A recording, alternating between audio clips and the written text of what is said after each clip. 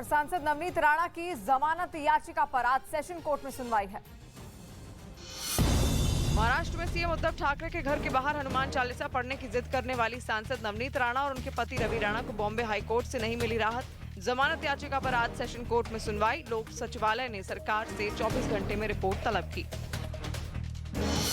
महाराष्ट्र में हनुमान चालीसा पर उठे विवाद पर सीएम उद्धव ठाकरे ने सांसद नवनीत राणा पर साधा निशाना। कहा, हनुमान चालीसा पढ़नी थी तो घर आकर ठीक से पढ़ी जा सकती थी, लेकिन दादागिरी मत करिए क्योंकि हम बर्दाश्त नहीं करेंगे। नीट बोलून सांगून येतात की मैं आपके घर आना चाहता हूँ, कुछ तो आपको बताना चाहता हूँ, आइए जरूर आइए, आगत स्वागत आम्ही करू, पण दादागिरी करून याल तर दादागिरी कशी मोडायची ते सुद्धा आम्हाला शिवसेना प्रमुखांनी हिंदुत्वाच्या व्याख्यात समजून सांगितलेलं आहे।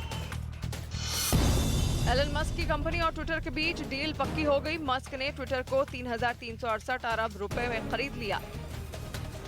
और नेटो अब फिनलैंड के जरिए भी रूस की घेराबंदी में लगातार जुटा हुआ है, क्योंकि नेटो के 3 युद्धपोत फिनलैंड पहुंचे हुए हैं। फिनलैंड की दक्षिण पश्चिमी सीमा पर नौसेना के साथ अभ्यास भी किया जा रहा है और खबर है कि फिनलैंड के साथ स्वीडन ने नेटो की सदस्यता के लिए आवेदन किया है। फिनलैंड और पड़ोसी स्वीडन नेटो के करीबी सहयोगी हैं, लेकिन शीत युद्ध के दौरान सोवियत संघ का मुकाबला करने के लिए नेटो गठबंधन में शामिल होने से कतराते रहे और अब तक फिनलैंड रूस के साथ 1300 किलोमीटर की भूमि सीमा साझा करता है।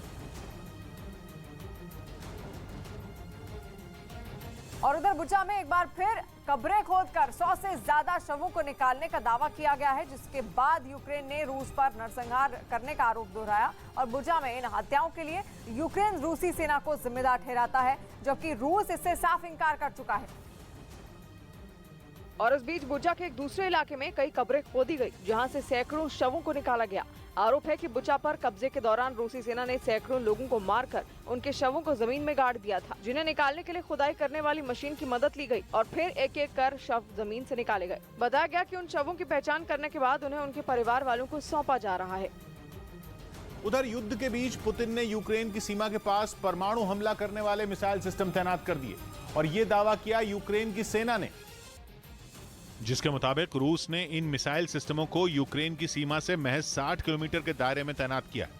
दावा है कि इनमें रूसी सेना के खतरनाक इस्कंदर मिसाइल सिस्टम भी शामिल है। जरूरत पड़ने पर इनकी मदद से परमाणु हथियार भी लॉन्च किए जा सकते हैं। यही नहीं, इनके जरिए 500 किलोमीटर की दूरी से दुश्मन के ठिकानों को निशाना बनाया जा सकता है।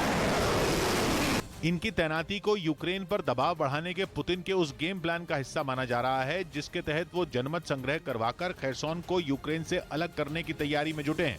और अगर पुतिन खेरसोन को यूक्रेन से अलग करवाने के अपने प्लान में कामयाब हो गए, जहां रूसी सेना ने करीब 3 हफ्ते पहले अपने कब्जे का दावा किया था, तो दक्षिणी यूक्रेन में रूस का दबदबा तो बढ़ेगा ही, साथ ही उसे हमले को सही ठहराने की एक ठोस वजह भी मिल जाएगी। इसके साथ ही खेरसोन से क्राइमिया तक एक लैंड कॉरिडोर बनने का रास्ता भी साफ हो जाएगा।